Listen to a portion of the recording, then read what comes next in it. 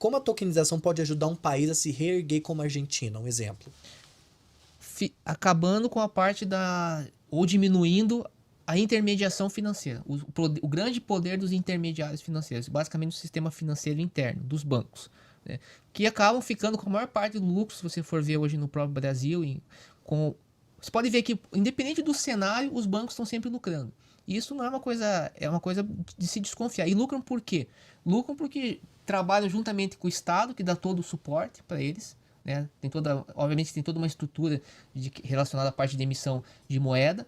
A gente sabe que a coisa não pode ser feita do nada, de um dia para a noite, mas eu vejo que os estados deveriam gradativamente estar diminuindo esse poder, porque é o que acaba trazendo mais problemas. Por exemplo, o produtor, ele precisa de financiamento, ele vai ter o financiamento, né, as taxas aí, custos de intermediação, né, custos de transação gigantescos. Por meio da tecnologia da tokenização, você consegue eliminar 80% desse custo. Então imagine, por exemplo, se eu conseguisse trazer um acesso ao financiamento mais rápido, mais barato para o produtor, e detalhe, já conectado ao mercado global.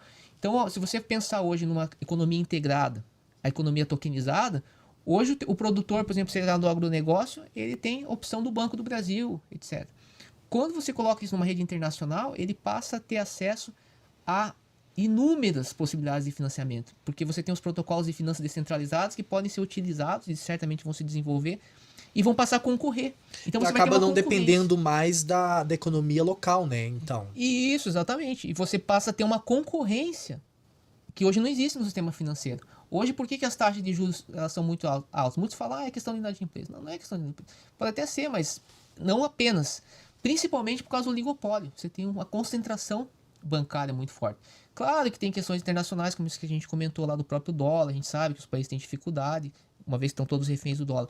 Só que, se você conseguir desintermediar, trazer uma concorrência maior, por exemplo, os bancos, hoje a Drex é uma resposta dos bancos à concorrência das finanças descentralizadas. Os bancos estão com medo de perder clientes hoje, clientes de alta renda, porque os clientes de alta renda já estão utilizando as finanças descentralizadas por todas essas facilidades de você mandar capital de um lado para o outro, tem um grau de anonimização gigantesco que você consegue.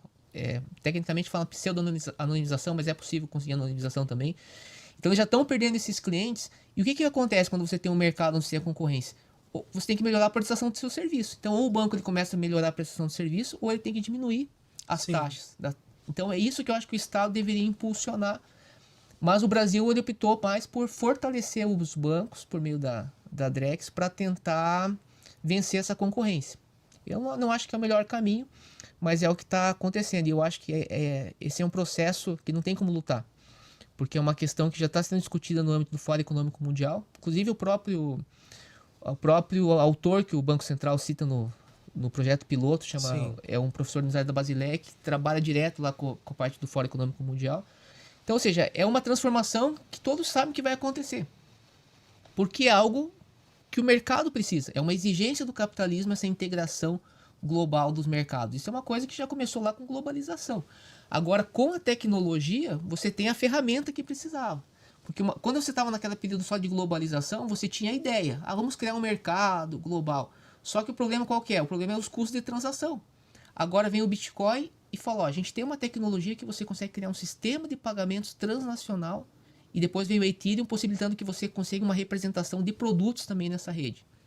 É justamente aquilo que o mercado tá procurando. Então, é um avanço do capitalismo. Tem um filósofo que chama, ele fala que o capitalismo passa por um processo de criação destrutiva. Uhum. Ele esgotou um modelo e agora está entrando num modelo novo.